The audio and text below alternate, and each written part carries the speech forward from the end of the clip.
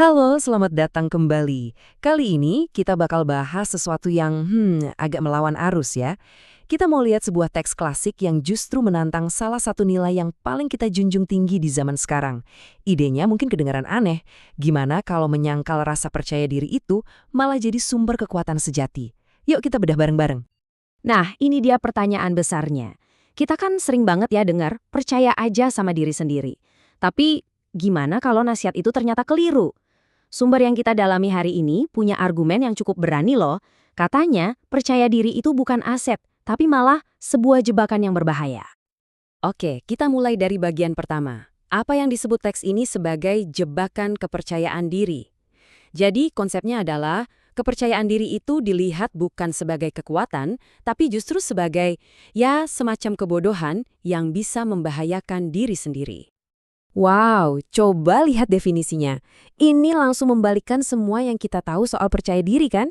Jadi menurut teks ini bukan soal keyakinan yang sehat, tapi lebih ke terlalu bersandar pada kekuatan sendiri. Bahkan sampai disebut kebodohan yang mengkhianati. Beda banget ya sama yang biasa kita dengar sehari-hari. Dan ini dia sumbernya. Jadi, argumen ini tuh akarnya ada di pemikiran teologis yang dalam yang melihat hubungan manusia dengan sesuatu yang lebih tinggi dengan cara yang sangat spesifik. Jadi ini bukan sekedar opini ngasal, tapi sebuah perspektif yang dibangun di atas tradisi pemikiran yang panjang. Biar kita benar-benar paham maksudnya, yuk kita lihat contoh kasus utamanya. Ada sebuah cerita tentang kejatuhan besar Petrus. Ini kisah yang singkat, tapi ngena banget. Dan pas banget buat ngegambarin bahayanya percaya diri yang kelewat batas. Nah, semuanya berawal dari sini. Sebuah pernyataan yang luar biasa pede. Petrus, salah satu murid terdekat, dengan yakinnya bilang kalau kesetiaannya itu harga mati. Kedengarannya heroik banget kan? Dia benar-benar percaya sama kekuatannya sendiri buat bertahan. Tapi, pertanyaannya, apa itu cukup? Dan disinilah ironi tragisnya muncul. Menurut teks ini, semua keberanian dan janji besar itu ternyata rapuh banget. Kepercayaan dirinya yang setinggi langit itu ternyata nggak kuat menahan pertanyaan sepele dari seorang pelayan. Ini nunjukin betapa cepatnya kekuatan yang kita pikir kita punya itu bisa hilang gitu aja. Inilah puncaknya. Dari janji setia sampai mati berubah jadi penyangkalan total. Kalimat "aku tidak kenal orang" itu adalah bukti hancurnya kepercayaan diri yang tadinya dia bangga-banggakan. Poin pentingnya di sini, menurut teks ini adalah kekuatan yang sumbernya cuma dari diri sendiri itu pada akhirnya nggak bisa diandalkan. Tapi cerita Petrus ini bukan cuma soal satu orang. Teks ini mau bilang kalau kegagalan Petrus itu cerminan dari kita semua, dari sifat alami manusia. Bahkan tokoh-tokoh yang paling hebat dan dihormati sekalipun bisa jatuh ke perangkap yang sama. Saya suka banget metafora yang dipakai di sini. Bintang-bintang yang berjatuhan. Ini keren banget buat ngegambarin gimana orang-orang brilian yang kita kagumi sebagai tiang kekuatan, ternyata bisa goyah juga. Pertanyaan ini seolah-olah ngajak kita mikir, serapuh itu ya kita semua? Dan buat nguatin argumennya, penulisnya ngasih daftar nama-nama dari sejarah.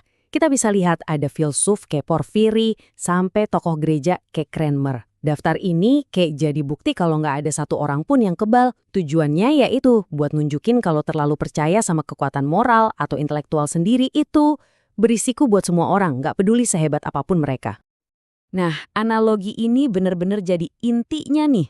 Bayangin deh, ada pohon aras yang gede, kelihatannya kokoh banget, nggak terkalahkan. Tapi justru pohon kayak gitu yang gampang patah pas ada badai gede. Terus bandingkan sama alang-alang yang kelihatannya lemah, goyang-goyang pas kena angin. Ternyata dia malah selamat. Ini gambaran yang pas banget kan tentang gimana kekuatan sejati itu ada di kerendahan hati, bukan kesombongan yang rapuh. Oke, jadi kalau percaya diri itu jebakan, terus solusinya apa dong? Nah, di bagian terakhir ini, kita akan lihat alternatif yang ditawarkan teks ini, sebuah sumber kekuatan yang justru adanya di luar diri kita. Ini satu lagi analogi yang indah. Tanaman anggur, dia sadar kalau dia lemah. Jadi dia ndak coba-coba berdiri sendiri. Dia cari topangan dari pohon elm yang kokoh. Nah, menurut teks ini, ya seperti itulah kekuatan sejati. Bukan dengan membangun diri jadi super kuat, tapi dengan bersandar pada sesuatu yang lebih besar dan lebih kuat dari kita. Dan inilah kesimpulan dari seluruh argumennya. Sumber kekuatan sejati itu menurut penulisnya bukan bilang aku bisa melakukan segalanya, tapi aku bisa melakukan segalanya melalui Dia yang memberiku kekuatan. Pergeserannya tipis, tapi artinya beda banget. Kekuatan itu bukan muncul dari dalam, tapi diterima dari sumber luar. Jadi di akhir pembahasan ini ada satu pertanyaan buat kita renungkan bareng-bareng. Teks ini kan menantang kita banget ya buat ngecek lagi sumber kepercayaan kita itu dari mana sih. Kalau ternyata kekuatan dari dalam diri sendiri itu rapuh, terus kita mau meletakkan fondasi kita di mana? Ini pemikiran yang cukup dalam ya, terlepas dari apapun keyakinan kita masing-masing. Makasih banyak udah nemenin saya mengupas ide yang menarik ini.